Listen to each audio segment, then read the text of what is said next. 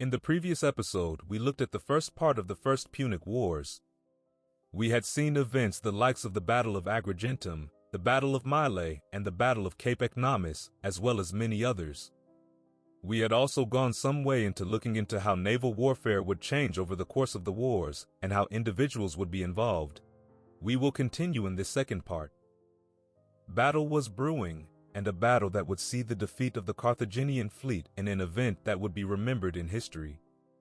Numerous events would occur after the events at the Battle of Cape Ecnomus. For one, the Romans would eventually find themselves landing in Africa, their initial goal, where they could go on to attack Carthage. Secondly, the Carthaginians that had been spared in the fighting would retreat, recovering as they readied themselves for what would follow. Back to the actual battle. The Roman fleet would assume formation, and the Carthaginian fleet would do much the same.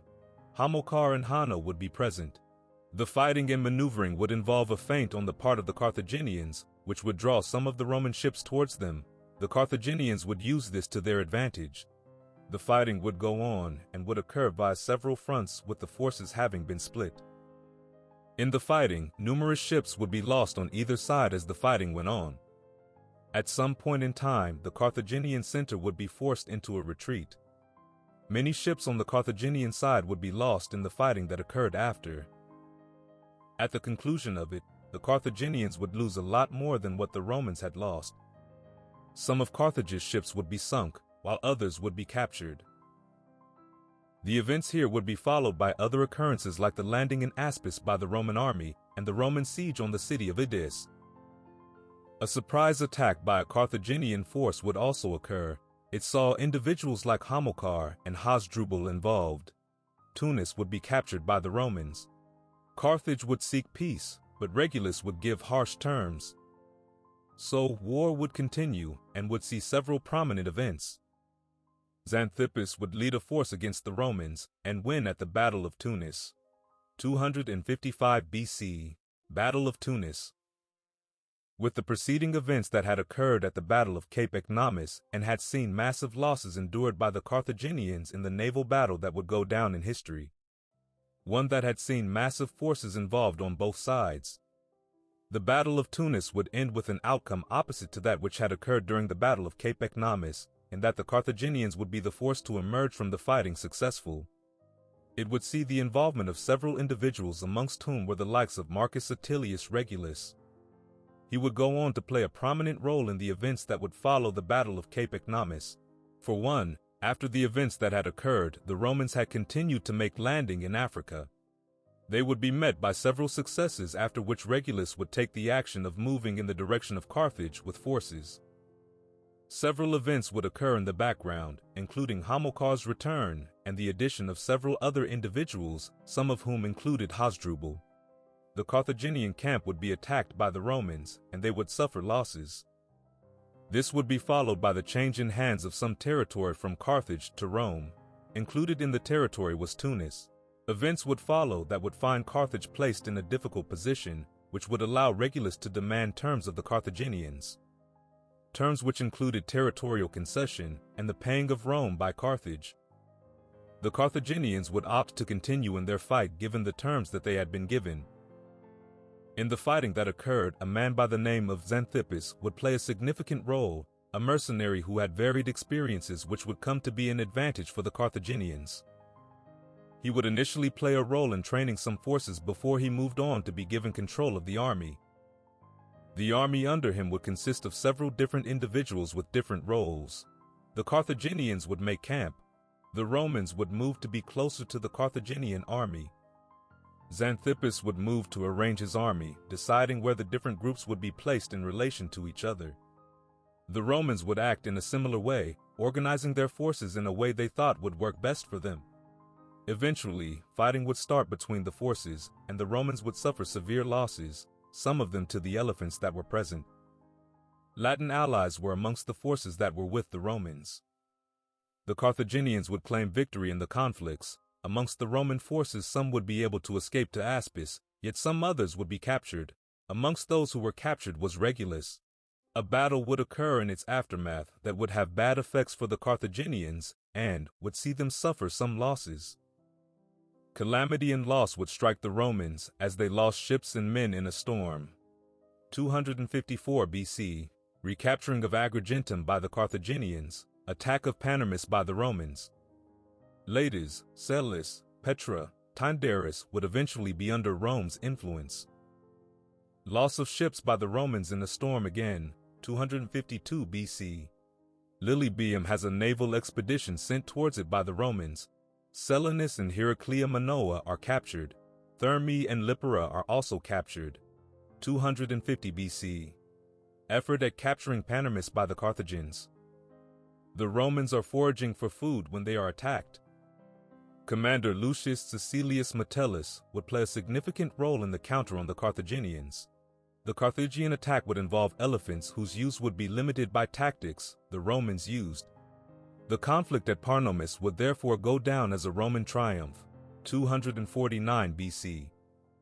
Roman consuls for that year being Lucius Junius Pullus and Publius Claudius Pulcher, the father of Appius Claudius. Lilybaeum is put to siege by the Romans, harbor is blockaded. But Carthaginians are able to supply and support the city.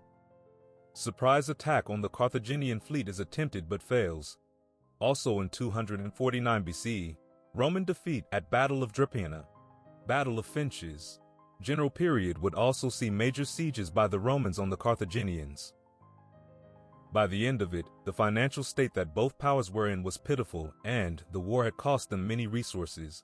Lilybaeum and Drepana were still held by Carthage, however, and Rome would build a new fleet, launching an attack which would eventually prove successful against Carthage and resulting in the Battle of Aegiates Island. The fleet from the Romans had been funded by the wealthy individuals of Rome. 241 BC. The Battle of Aegiates Island. With everything that had occurred in the preceding events, including the momentous Battle of Tunis which had seen the capture of Regulus amidst the involvement of a man called Xanthippus, and which had ended in Roman defeat and Carthaginian triumph amidst fierce fighting. There had also been a series of tragedies that had led to massive losses of Roman ships and storms, which reduced the fleet that would be available to the Romans. 241 BC would see the Battle of Aegiates Island, which would end in Carthaginian defeat, and would see several individuals involved including Gaius Lutatius Catulus, Quintus Valerius Falto, and Hanno. The battle would see several events occur in its aftermath, including the Treaty of Lutatius. In preceding events, several territories had changed hands. Sicily was increasingly falling under Roman control, and Carthage had ended up losing territory. Some naval conflicts would be won by the Carthaginians after the losses at sea for the Romans. Enter the man, Hamilcar Barca. Lilybaeum and Drepana remained in Carthage's possession, but a Roman blockade would be effected which would find itself circumvented at different points in time. A huge part of circumventing the blockade was played by blockade runners. Several events would occur which would include the capturing of a man called Hannibal the Rhodian and the building of a fleet by the Romans, its inspiration being the captured ship. The Romans had repeated what they had done before in using a captured ship as an inspiration for their own fleet. Several things would also occur preceding the battle, including the capturing of the harbor of Drepana. The Carthaginians would respond, but their response would take time, and they would meet several challenges.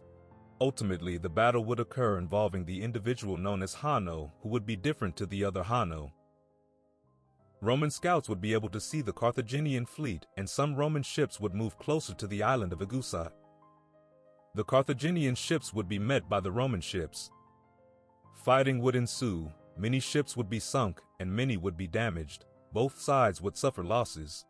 A big factor that had come into play would be the maneuverability of the ships, for which the Romans would have an edge over the Carthaginians, Carthaginian ships having some heavy loads on board.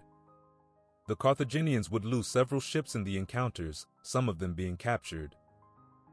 The Treaty of Lutatius would follow, and the end of the war, with Carthage having conditions they had to meet, which involved issues around territory and other things. Several individuals would be important during the wars. One of them would be Marcus Attilius Regulus, a Roman consul. Marcus Attilius Regulus would be a Roman individual who would play a role within the Punic Wars, and would be involved in several occasions over the course of the First Punic Wars. He'd be the Roman consul in the years of 267 and 256 BC, and would gain victories against the Carthaginians at some points in time. He would be involved in the Battle of Cape Ecnomus, a battle that would end in Roman victory. He would also be involved in the siege of Aspis.